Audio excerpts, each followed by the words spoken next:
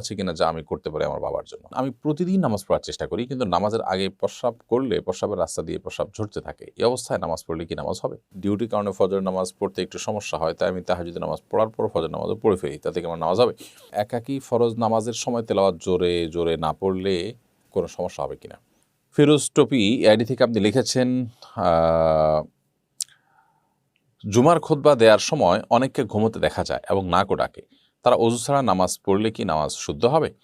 জুমার খুতবা দেওয়ার সময় যদি কেউ বসে বসে ঘুমান, কোনো কিছুর সাথে হেলান দিয়ে ঘুমান নাই, জাস্ট বসে বসে ঘুমিয়েছেন, তাহলে সেক্ষেত্রে এর ফলে অজু ভাঙবে না। যদি এমন হয় যে কোনো কিছুতে যদি এমন হয় যে তিনি বসে বসে ঘুমোতে ঘুমোতে একটা পর্যায়ে পড়ে গেছেন, তাহলে অজু ভেঙে যাবে।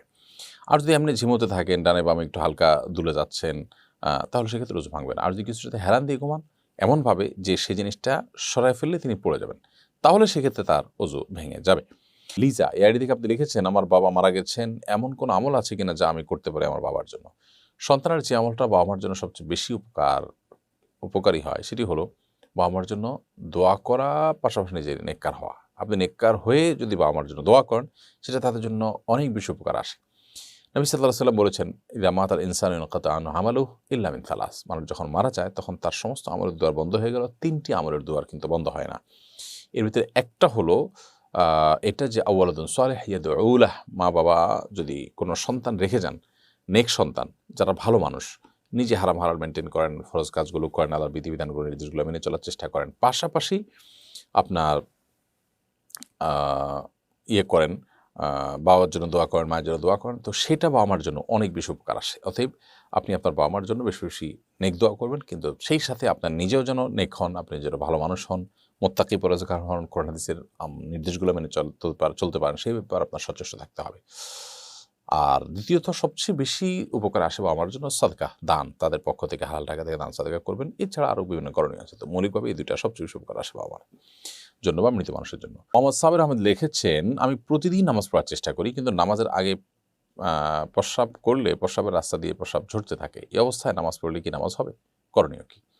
ভাই মোহাম্মদ সাবের আহমেদ, প্রতিদিন আপনি নামাজ পড়ার চেষ্টা করেন, নামাজের আগে পেশাব করলে আপনার পেশাব ঝরতে থাকে, তাহলে সেক্ষেত্রে আপনি অপেক্ষা করবেন, প্রয়োজনে আন্ডারওয়্যার ইত্যাদি ব্যবহার করবেন, টিস্যু ইত্যাদি দিয়ে রাখবেন, অর্থাৎ যেভাবে হোক আপনি পরিষ্কার হওয়ার চেষ্টা করবেন, এবং নামাজের যতক্ষণ আগে পেশাব করলে আপনার পেশাব ঝরা বন্ধ হয় ততক্ষণ আপনি করবেন, আধা ঘন্টা আগে বা 40 মিনিট আগে।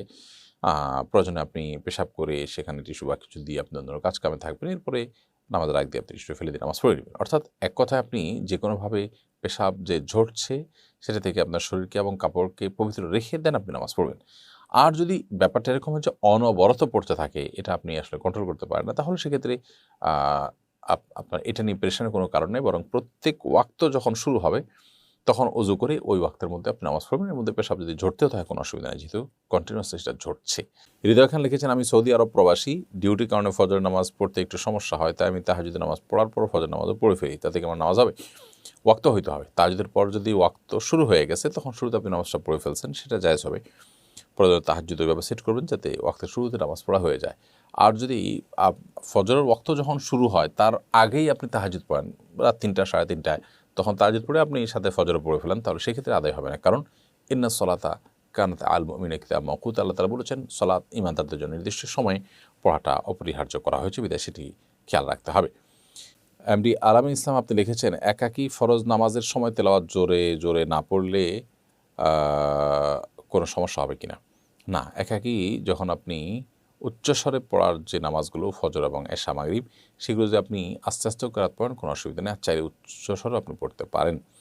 অতএব ব্যাপারটা এরকম না যে একাকী পড়লেও আপনাকে উচ্চস্বরেই পড়তে হবে, বাধ্যবাধকতা আছে এরকম না।